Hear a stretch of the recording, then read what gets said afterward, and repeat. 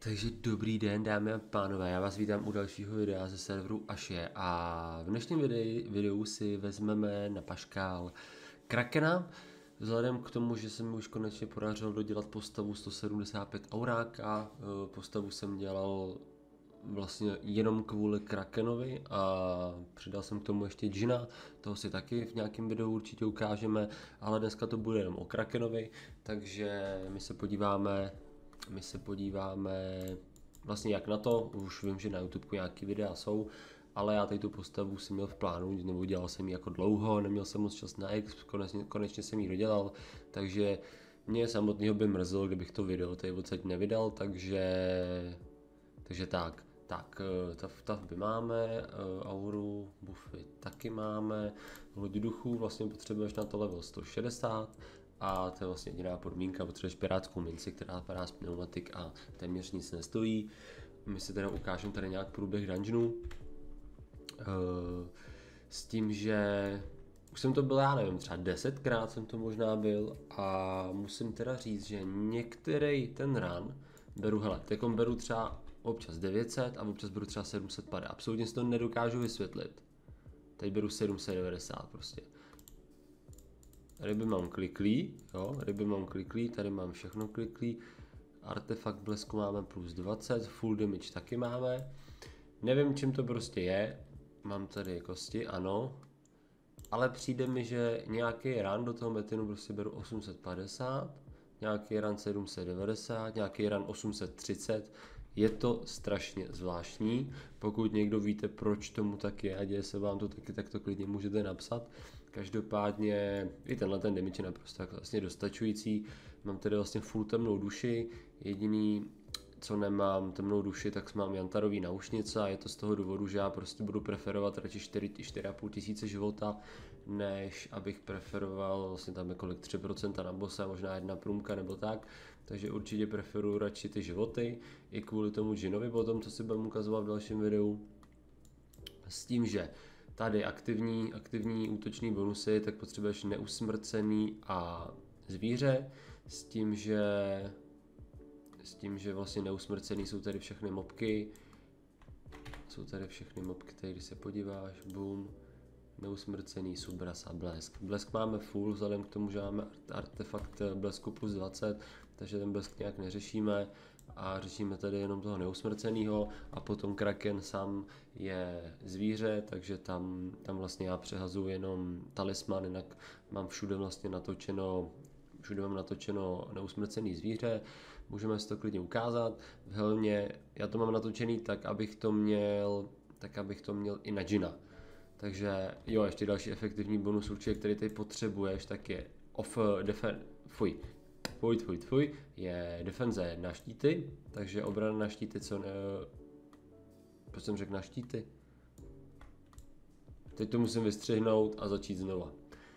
Takže další obrana, kterou určitě potřebujete, tak je obrana na šípy, protože tady ty zelený blázně, ty duch prokletého, tak vlastně vám dávají bez šípů úplně nějakých třeba 30 000 na šíp, takže v moment, kdy vy uděláte na šípy nějakých, já nevím kolik tady mám já, můžeme se podívat, obrana na šípy 75 na šípy mám, tak mi vlastně bere nějakých 6 000 na ten šíp, což je naprosto přijatelný, protože jako další bonus, který vy si potřebujete natočit, tak je do všeho natočit 15% na vyhnout se šípům. Vlastně mám to natočený v helmě, mám tady kámen schýlení samozřejmě, to je dalších 25%, mám to natočený v botách, ano, je dalších 15% a to je podle mě všechno. Potom to samozřejmě jde natočit ještě do hlavy, já to tam ještě nemám natočený, protože jsem to sice zkoušel, abych tam měl 20 neu, 20 zvíře, 15 mis šípy. Bohužel mi to tam nepadlo, ale mi tam padly teď ty 4 z 5 bonusů, takže já jsem to tam zatím nechal a vlastně ty lukaři mě tady nezabijou, takže jsem s tím úplně v pohodě. Tady to první patro, tak vám jde vlastně o to zničit správný barel, což já musím říct, že první 2 rany to byl první barel a pak je to vždycky poslední, mi přijde, úplně vždycky je to poslední barel, takže tak, jinak tady na té postavě už klasika, mám vybavený prostě full amulety, full talismany, samozřejmě je možnost toho, že smršmeče.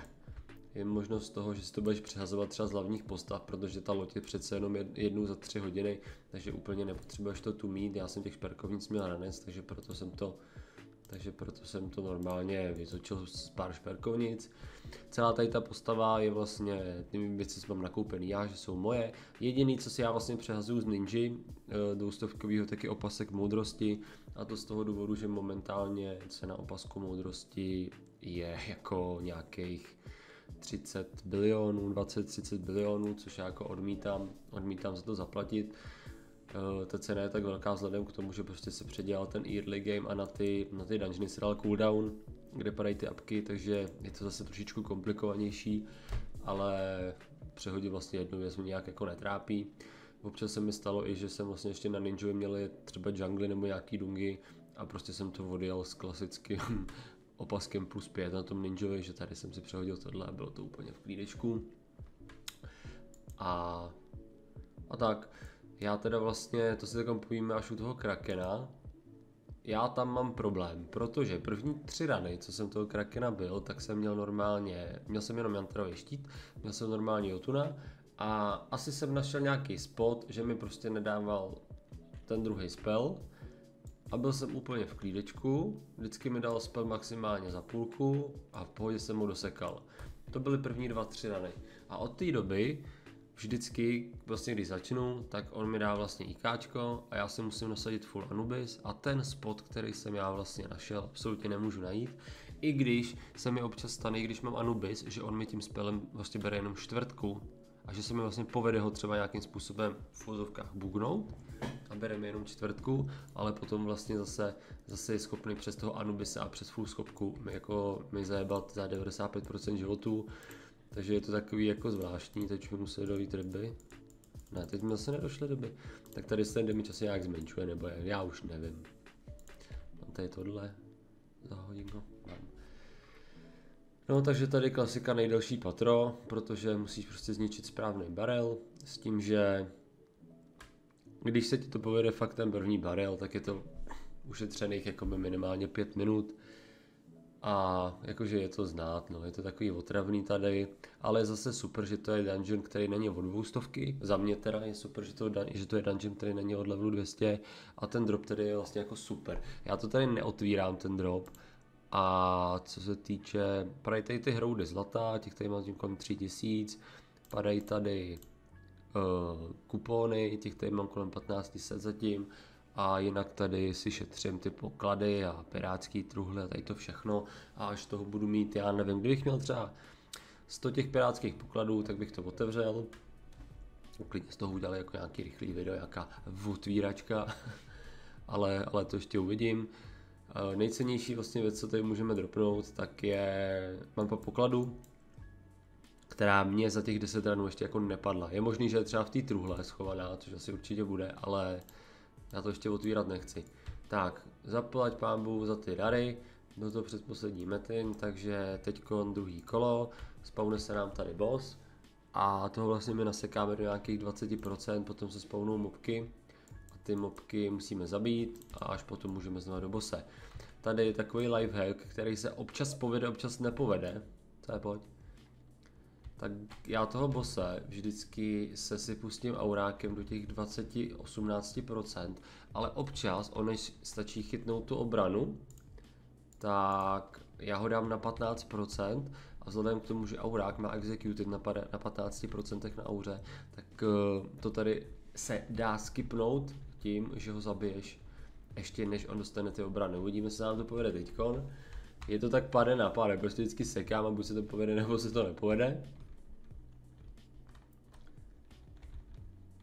Tak, já to občas juicu trošičku, jako bych ale úplně nemusel. Teď to jsem musel, mi došel elík dokonce. Hele, 20, 18 a teď se nám to nepovedlo. Takže tady musíme nahnat mobky, dáme si elixírek. Tady se sekáš mobky, zase dávej si pozor, tady určitě měj nasazený jantar, protože je to jistota taková, aby tě nedal 2 ty spely za sebou, nevypnul tě. Sesekáš mobky, zabiješ bose a pokračuješ dál, není to nic náročného. Já tady ten dungeon jsem vlastně chtěl chodit už od doby, co ho vydali, akorát jsem byl prostě zhnilej, a byl jsem línej XP 175. Určitě jsem věděl, že chci, aby to byl aurák, protože je to taková moje, ten aurák je můj prostě, to je moje srdcovka. S tím, že momentálně ty nášky jsem auráka neměl žádnýho, že jo, takže jsem udělal aspoň na 175, protože co si budem, na tom levelu 200 ten aurák úplně smysl podle mě nemá, je 99% postav, který na tom budou docela líp. A jsem sám zvědavej, chtěl bych, až dodělám, já nevím, to jsou třeba 2-3 videa ještě, než dodělám toho šamana draka, tak bych jsem chtěl zkusit tady i s tím drakem, jestli je schopný ten šaman drak na 175 se to seknout. Samozřejmě tady mám Jotuny plus 9, takže to budu muset nakovat taky na šamana a tak dále a tak dále. Jo, tady musíš dát tu do kanónu. Tak by si měl spawnout metiny podle mě. Rozbiješ metiny a zase jedeš dál. A upřímně, co se týče toho šamana, tak já si nejsem jakože jistý, jestli to zvládne dát. Myslím si, že když to useká, tak teda třeba za jednu takový čas jako aurák, ale třeba se jako mýlim, třeba tady ty zvony budou dobrý. Uvidíme, co tady udělá ten brutální útok, který už bude jako na 20%. A podle toho se budeme odvíjet. No. Hele, tady vlastně máme 3 barely a náš úkol je vlastně jenom rozbít ty 3 barely. Takže já to tady trošičku zrychlím, ať to rychle rozbiju a můžeme pokračovat dál. Tak, my jsme pomalu u konce. Přijde mi teda trošičku zvláštní, jak jsem říkal, že ten damage je občas 880, občas 720 a tak dále. Přijde mi trošku zvláštní, že já jsem se vlastně koukal jako na YouTubeku včera večer na týpka, já teď nevím, jak se jmenuje, ale on tam dával s aurákem taky. Taky tam s aurákem dával Krakena a mně přijde, že on bral do toho metinu třeba jako 1 000 000.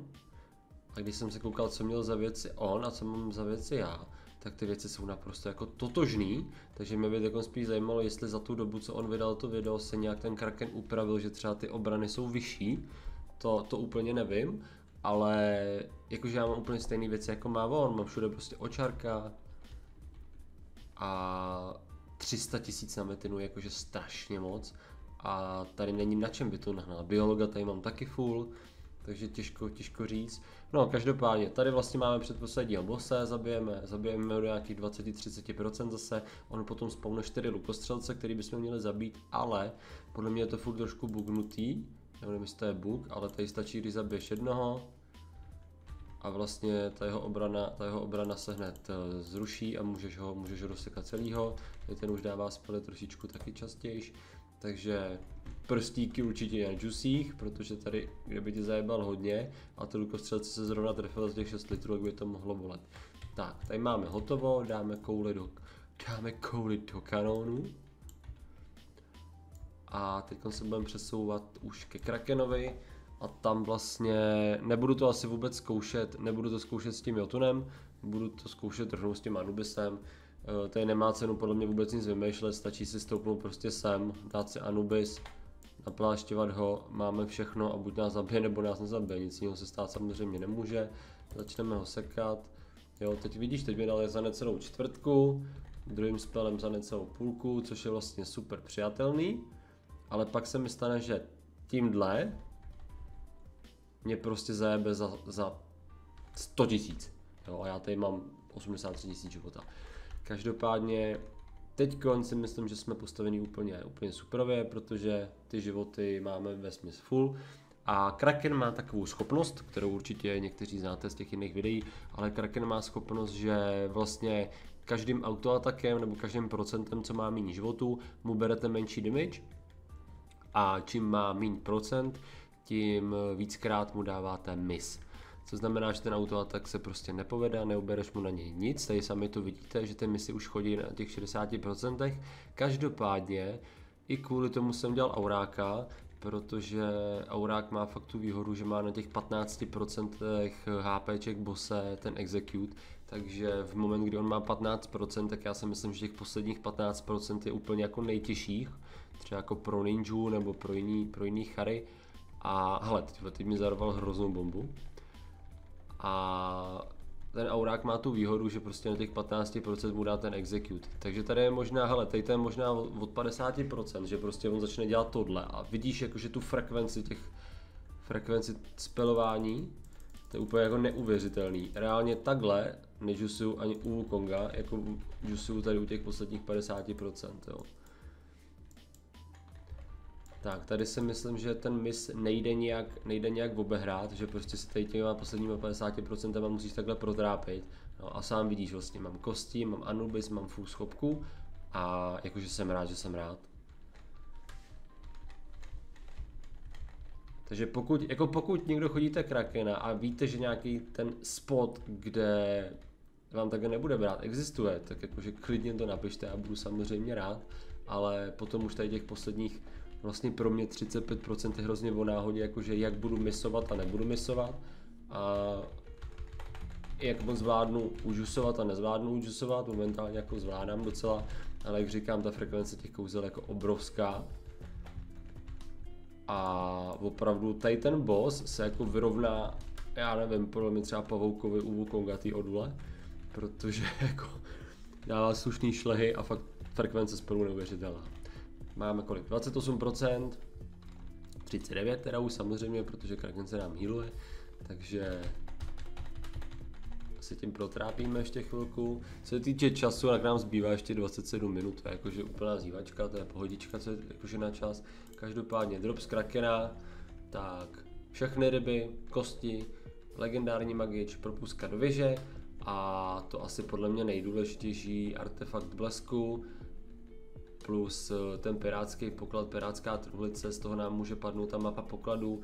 Mapa pokladu je vlastně, je to něco, co rozkliknete a musíte najít spot, kde vlastně budete vykopávat a můžete vykopat až skoro 5000 kuponů, myslím, že tam je tam nějaký rozptyl snad 500 až 5000 nebo nějak, tak to přesně úplně nevím. Další věc, která vám tady může z toho Krakena padnout, je klíč od truhlic a to je vlastně to nejlepší, co vám tady může padnout, že potom Krakenovi otevřete klíčem truhlice a můžete vlastně 4 minuty tady mlátit truhlice, které vám dávají hrudy, zlata, kupony a taky to udělá docela dost.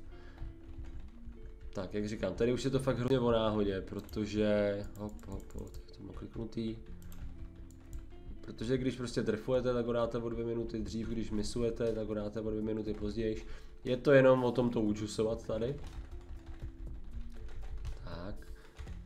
Ale co jsem si jako psal s nějakýma lidma, co Krakena chodí, tak někteří mi říkali, že prostě mají full schopku jako já tady, Anubis a tak, a někteří mi říkali, že prostě mají normálně Jotun Brnko a že tam musí najít ten spot, že se bugnout. Já vím, že tady ten spot byl, ale podle game týmu ten spot už je opravený, že jako nefunguje a že takhle, jak Kraken teď funguje proti mně, tak je normální a měl by takhle fungovat prostě normálně.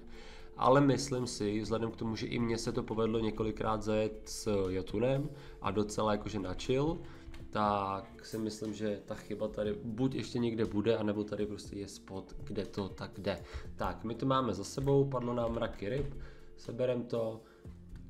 Jak vidíš, tady ohnivý runy saurů tady ještě samozřejmě můžou padat, myslím si, že nám padl double drop, což je super, padnul nám dokonce i začervat artefakt, tak si to sem dáme.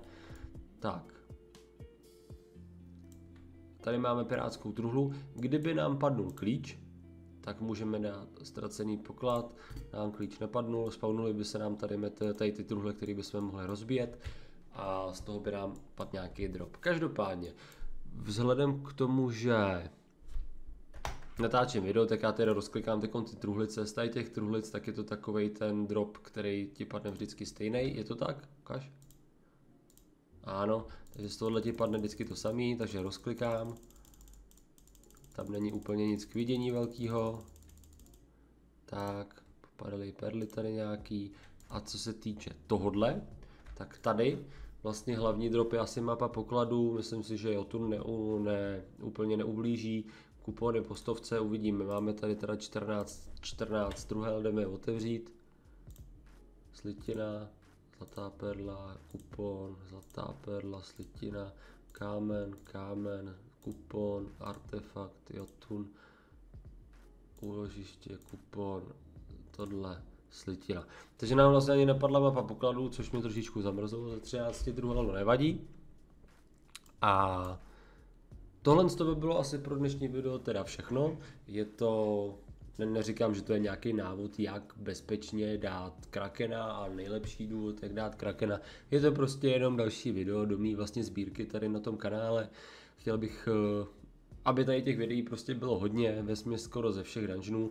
Já vám děkuju, že jste se koukali a my se určitě uvidíme zanedlouho u dalšího videa a další video si myslím, že by měl být právě že Jin tady z té postavy, takže určitě se zanedlouho uvidíme, budu rád, když dáte tady na to video like, budu rád, když dáte odběr a budu rád, když se takhle budeme vídat častěji, takže se mějte krásně a čus.